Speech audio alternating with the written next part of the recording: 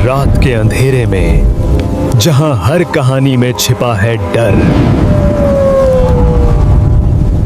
पल की रोशनी में जो मैंने देखा वो बूढ़ी औरत इंसान नहीं थी। उसकी आंखें खून जैसी लाल थीं, चेहरा जगह जगह से फटा हुआ, मांस लटक रहा था, हड्डियां बाहर निकली हुई, शरीर टेढ़ा मेढ़ा जैसे कोई लाश खड़ी हो। अब इस खतरनाक कहानी की शुरुआत होती है। इस बार कस्बे में ठंड ने जैसे जान ले रखी थी। हवा इतनी तीखी थी कि चुभन से बदन में आग लग रही थी। घना कोहरा सब कुछ चुपचाप निकलता जा रहा था। रात का सन्नाटा इतना गहरा था कि अपनी सांस की आवाज भी दिल को चीरती लग रही थी। सब कुछ शांत था, लेकिन इस खामोशी में एक अजीब सी बेचैनी हवा में तैर रही थी, जैसे रात खुद कोई पुरानी खूनी कहानी दोहराने वाली हो। हम रोज की तरह दिन भर के थके मांदे काम निपटाकर बरगद वाले पुराने चबूतरे पर जमा थे। आग जल रही थी, लेकिन ठंड हड्डियों को चीरती हुई आर पार हो रही थी। भाई, इस साल की ठंड तो जानलेवा है। लगता है माघ का पाला अभी से शुरू हो गया। सही कह रहा है। सुबह ट्रैक्टर स्टार्ट करते वक्त हाथ ऐसे सुन्न हो जाते हैं जैसे खून ही जम गया हो। राजेश चुपचाप आग में ताक रहा था। मुझे ठंड से ज्यादा उस बात की फिक्र है जो कल रात विक्रम ने बताई थी। कौन सी बात? विक्रम ने बताया कि कल रात नदी किनारे एक औरत की परछाई घूम रही थी, अकेली। वो उसे देखकर बेहोश होने से बच गया। हवा और ठंडी हो गई, आग की लपटें भी सिहरने लगीं। सब एक दूसरे का मुंह देखने लगे।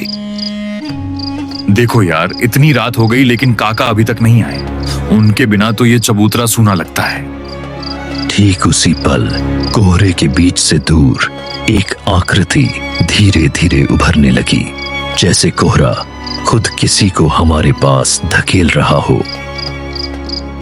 लगता है काका आ गए। जैसे जैसे वो आकृति पास आई, पहचान में आ गया। वो हमारे गांव के पुराने किस्से सुनाने वाले हरदयाल काका थे। काका बिना कुछ बोले चबूतरे पर चढ़े और आग के बिल्कुल पास बैठ गए।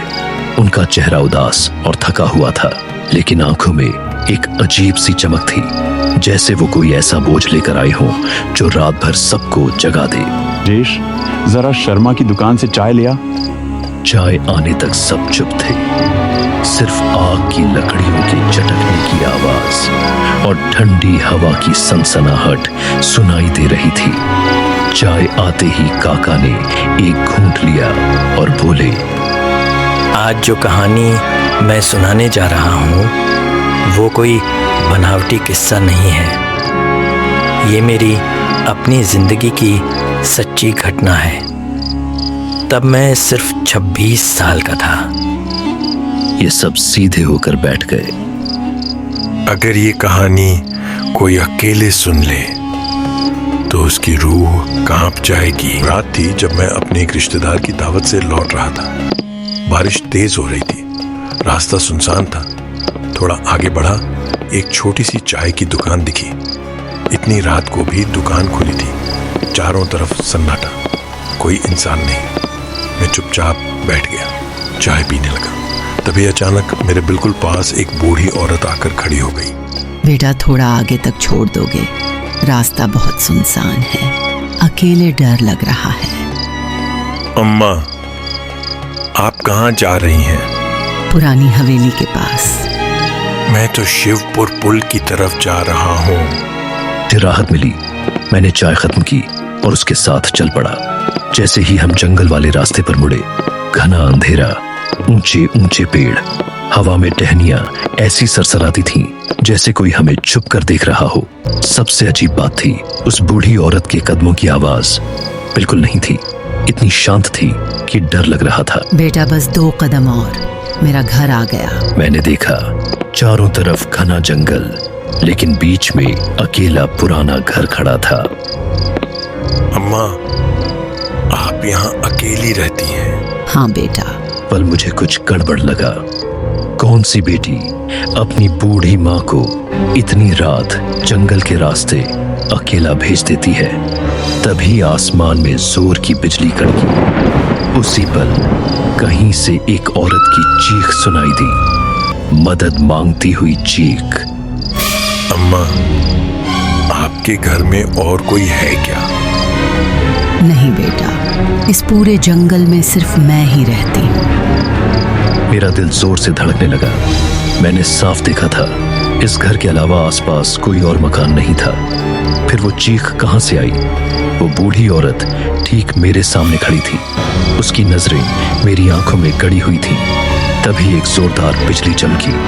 उस एक पल की रोशनी में जो मैंने देखा, वो बूढ़ी औरत इंसान नहीं थी। उसकी आंखें खून जैसी लाल थीं। चेहरा जगह जगह से फटा हुआ, मांस लटक रहा था, हड्डियां बाहर निकली हुई, शरीर टेढ़ा मेढ़ा, जैसे कोई लाश खड़ी हो। मेरे मुंह से चीख निकल गई। तुरंत हवा में धूल का तेज बवंडर उठा।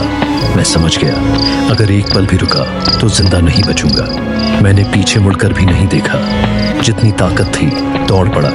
बारिश तीरों की तरह लग रही थी। कांटे बदन चीरन चीर रहे थे। पेड़ मुझे रोकने की कोशिश कर रहे थे।